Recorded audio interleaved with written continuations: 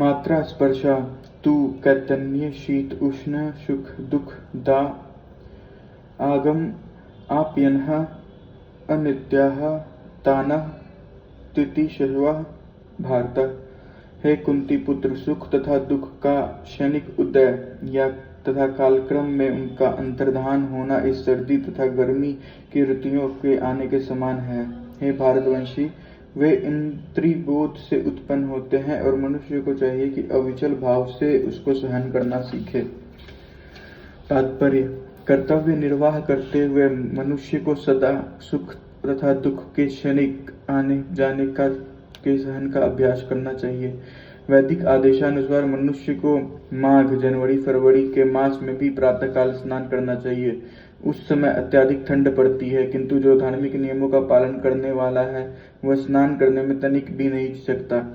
इसी तरह एक गृहिणी भीषण से भीषण गर्मी की ऋतु में मई जून के महीने में भोजन पकाने में नहीं हिचकती।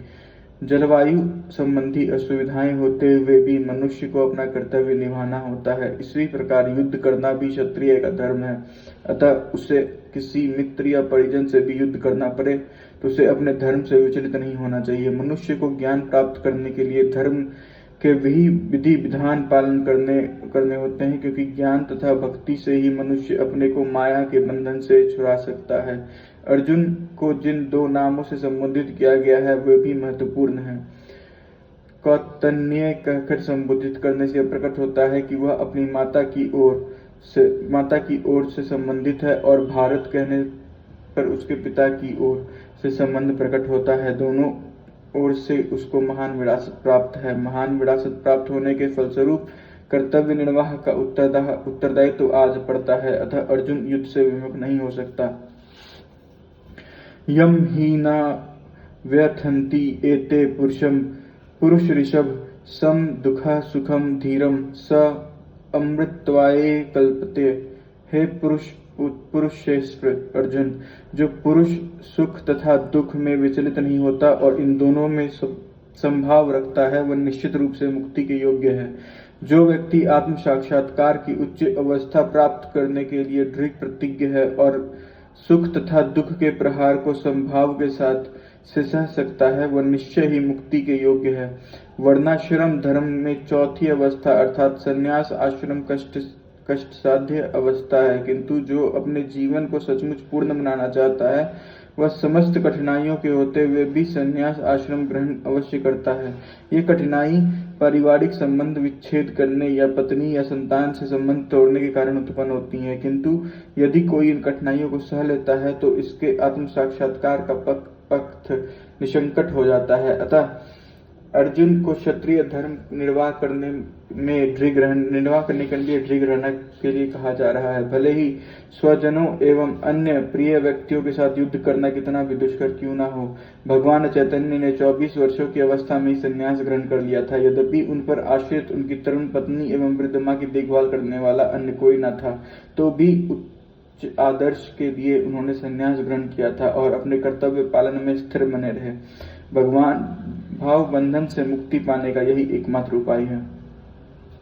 न असतः विद्यते भावः न अभावः विद्यते सत उभयो अपि दृश्य अंतःनु अन्योतवः दर्शिभिः।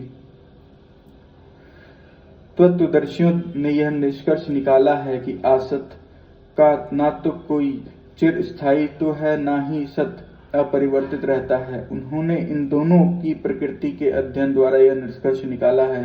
परिवर्तन शरीर का कोई स्थायित्व नहीं है।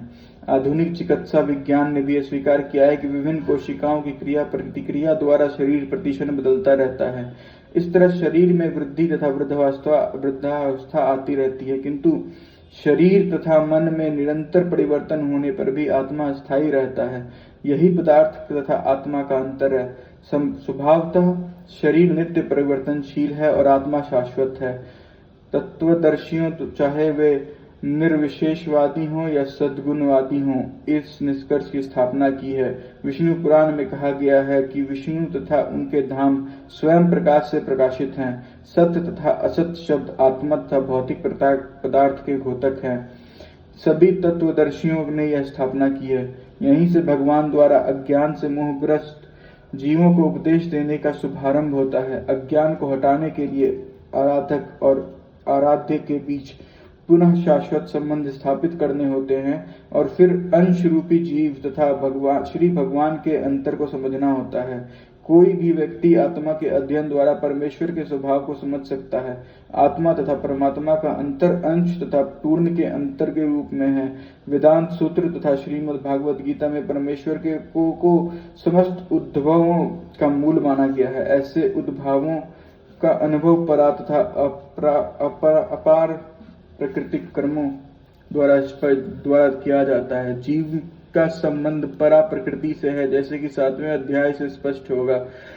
यद्यपि शक्ति तथा शक्तिमान में कोई अंतर नहीं है, किंतु शक्तिमान को परम माना जाता है और शक्ति या प्रकृति को गौण। अतः सारे जीव उसी तरह परमेश्वर के सदैव अधीन रहते हैं, जिस तरह सेवक स्वामी के या शिष्य गुरु के अधीन रहता है। अज्ञान अवस्था में ऐसे स्पष्ट ज्ञान को समझ पाना असंभव है।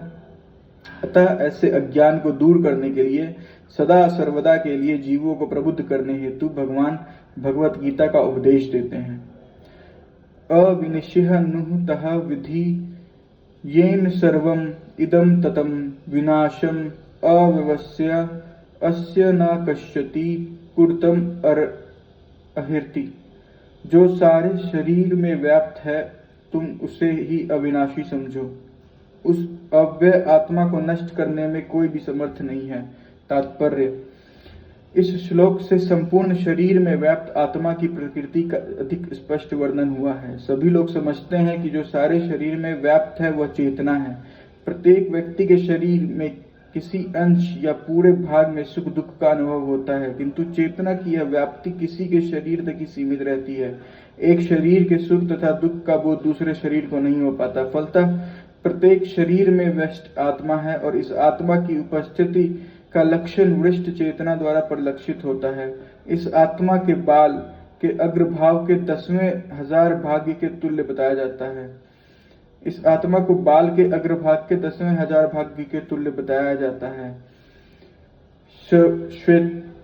श्वेताश्वर उपनिषद में इसकी पुष्टि हुई है। यदि बाल के अग्रभाग को 100 भाग में विभाजित किया जाए और फिर इनमें से प्रत्येक भाग को 100 भागों में विभाजित किया जाए, तो इस तरह के प्रत्येक भाग की माप आत्मा का परिमाप है।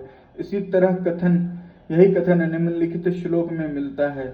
आत्मा के परमाणुओं से अनंत कण है, जो माप में बाल के अगले भाग नोक के 10,000वें भाग के बराबर है। इस प्रकार आत्मा का प्रत्येक कण भौतिक परमाणुओं से भी छोटा है और ऐसे असंख्य कण हैं।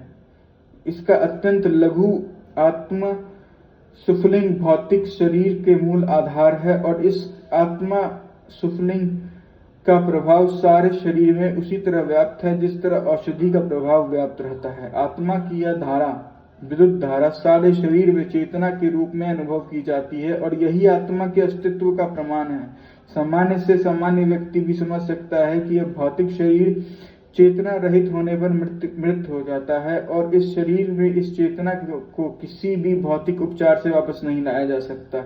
अतः यह चेतना भौतिक संयोग के फलस्वरूप नहीं है, अपितु आत्मा के कारण है।